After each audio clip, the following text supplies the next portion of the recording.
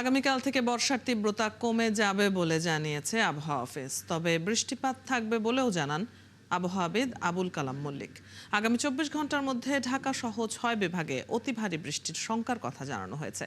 ঢাকাবাসীর জন্য গতকাল দিনভর ছিল ভোগান্তির পর আজ সকাল থেকেও সঙ্গী বৃষ্টি।